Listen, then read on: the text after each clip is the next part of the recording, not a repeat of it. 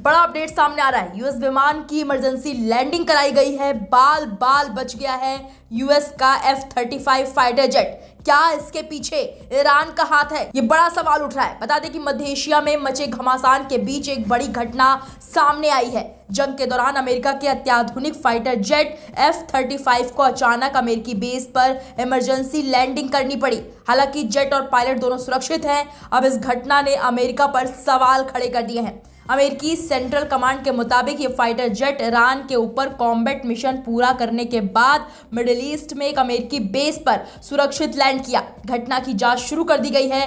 दरअसल media reports के मुताबिक एक अमेरिकी F-35 विमान ने मिडिल ईस्ट में स्थित अमेरिकी एयरबेस पर इमरजेंसी लैंडिंग की, क्योंकि माना जा रहा है कि उस पर ईरान की ओर से गोलीबारी की गई थी।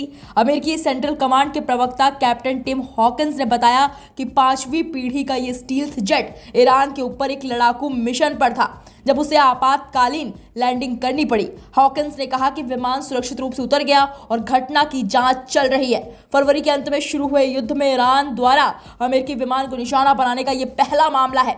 अमेरिका और इजरायल दोनों ही इस संघर्ष में F-35 विमानों का इस्तेमाल कर रहे हैं। इन विमानों की कीमत $100 मिलियन से अधिक है। यह आपातकालीन लैंडिंग ऐसे समय में हुई है जब वरिष्ठ अमेरिकी अधिकारी ईरान के खिलाफ अपने अभियान में व्यापक सफलता का दावा कर रहे हैं।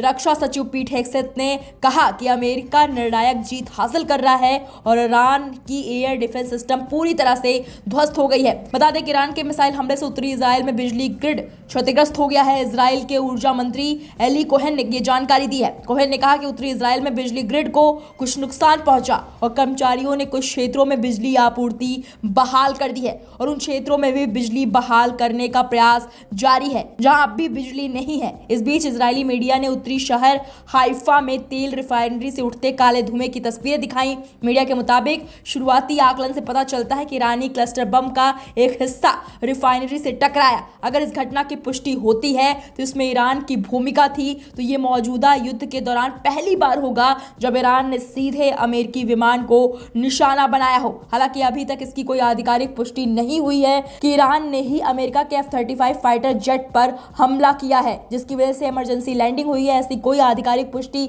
नहीं हुई है। ये बस एक सवाल खड़े किए जा रहे हैं कि क्या ईरान ने अमेरिका के F-35 फाइटर जेट पर हमला किया है, जिसकी वजह से अमेरिका के F-35 फाइटर जेट की इमरजेंसी लैंडिंग करानी पड़ी। बता दें कि F-35 दुनिया के सबसे आधुनिक लड़ाकू विमानों में से गिना जाता है और इसकी कीमत $10 करोड़ से ज्यादा बताई जाती है।